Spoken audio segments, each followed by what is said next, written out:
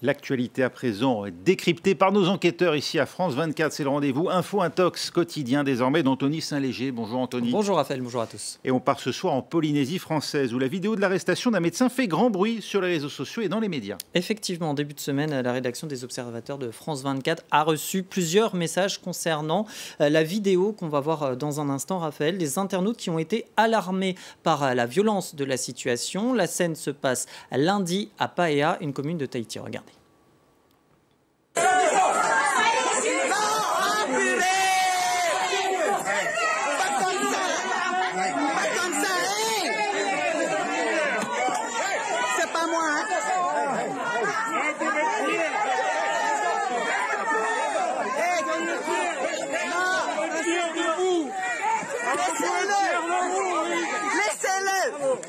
Laissez-le, regardez tout ça.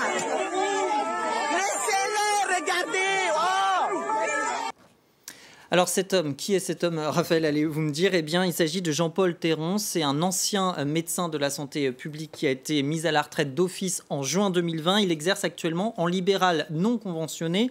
Un disciple du très controversé, on le sait, docteur Didier Raoult, membre d'un collectif de ville qui préconise la prescription contre le Covid-19 de la tout aussi controversée hydroxychloroquine, substance à laquelle, on le rappelle, le Haut Conseil de la santé publique et l'Agence du médicament ne sont pas favorables. Les réactions face à cette vidéo n'ont pas tardé. On dénonçait la violence d'une part et d'autre part le fait d'arrêter justement un partisan de Didier Raoult. Ce tweet par exemple est devenu viral. Il y a cette vidéo qui a été relayée par ce compte ici, un compte Facebook avec plus de 100 000 abonnés, compte qui se présente comme un média citoyen visant à lutter contre les inégalités sociales. On voit d'ailleurs dans les commentaires ici et là des termes comme mafieux ou encore 1940, la référence qui revient souvent, la comparaison avec l'Allemagne nazie, on le sait, dont sont friands les antivax et les antipasses sanitaires pour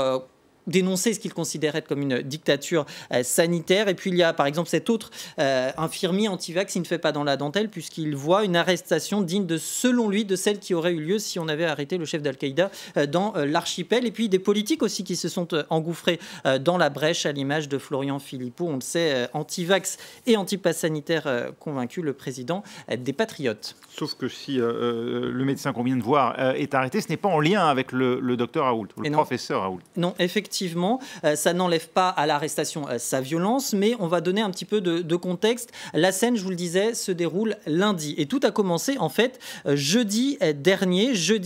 Que se passe-t-il? Eh bien, dans le cadre d'une plainte instruite par le Conseil de l'Ordre des médecins pour manquement au code de déontologie, un huissier se présente au domicile du médecin en question. Jean-Paul Théron lui jette alors des objets au visage. L'huissier écope d'ailleurs de 8 jours d'ITT. Le samedi qui suit, Jean-Paul Théron menace la gendarme qui est venue le convoquer en raison précisément de ces violences. Il se rend aussi coupable à ce moment-là d'un outrage envers le procureur. Et il est donc interpellé lundi dernier pour être placé en garde à vue. Depuis, la garde à vue a été levée.